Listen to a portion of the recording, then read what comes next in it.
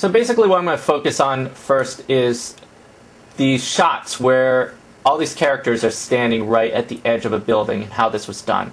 Now, basically, the way this was shot was this. Very, very low budget. Basically, I had a green cloth that was nice to have, but it wasn't big enough. So I got this green paper that just rolled out. Now, it was windy, so we had to put these boards on top of the green paper and to hold it down.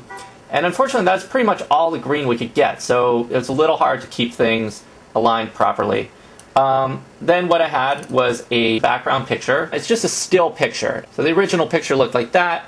I lightened it up and I blurred it also a little bit just so it didn't look quite so crisp compared to the foreground. Then what I did was I had the footage and basically using basic keyer in combustion, I took out the green.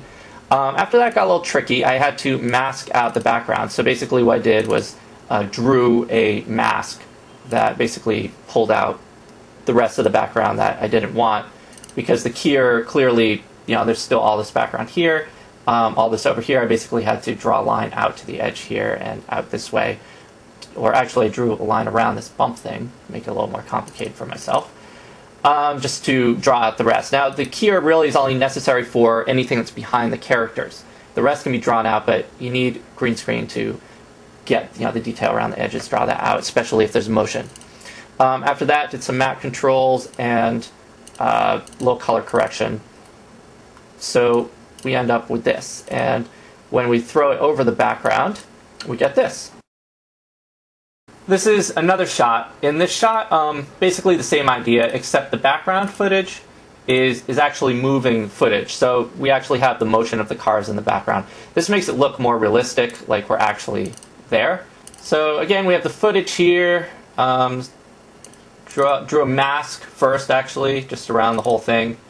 What happened a lot, and this is what complicated things, the parts of people's bodies would go out over the edge of the green screen.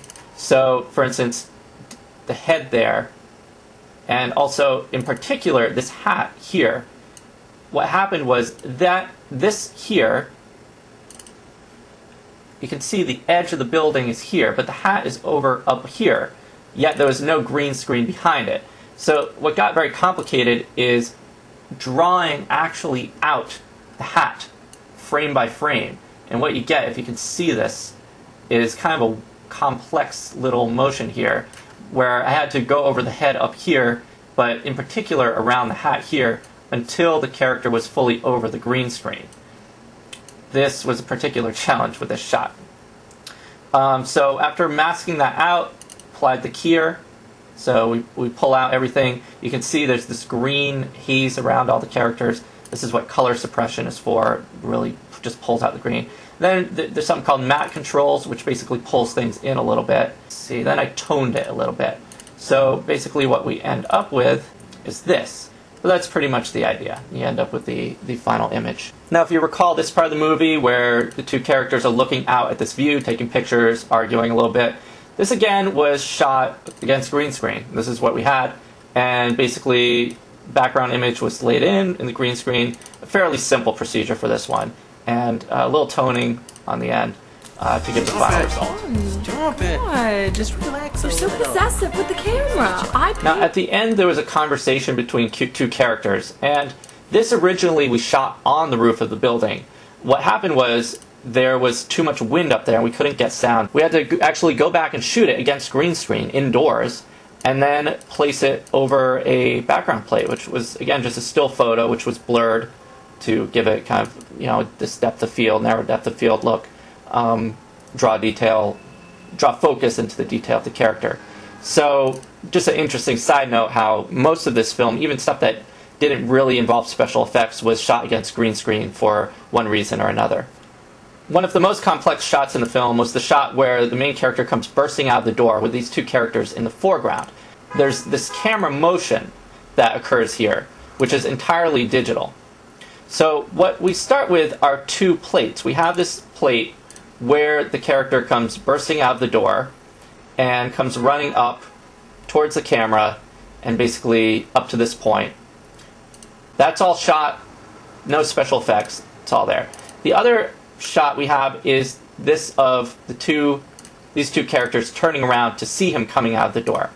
Now this had to be laid over the shot of him coming out of the door. Unfortunately, the clip was only a few seconds long for some reason. So basically what I decided to do with this is create a camera movement. So we have this where we key out everything, go through the usual steps to create a nice clean plate here and put it over the background like this. And what we did was actually have the characters move, create this fake camera motion where basically I'm just shifting the plane that these two characters are on so that they're off screen by the point that clip ends and allows him to come out. So in this clip there was no camera motion, the camera was completely still in both the shot of these two against the green screen as well as the shot of the character coming out the door. And this camera motion was created digitally to create kind of an interesting effect. And finally, there's the shot where the character falls off the roof. And the way this was shot was very simply, I got a background plate of just tilting a camera and zooming off the edge of a roof that I managed to get up on, filmed the character waving his arms in front of a green screen, and imposed this over the background plate. And it's rough, it's kind of looks low budgety, but it was the simplest way to do this. Most of this film was shot on basically a zero budget, so hopefully some of this information will be helpful to those of you who are interested in shooting special effects on a very low budget.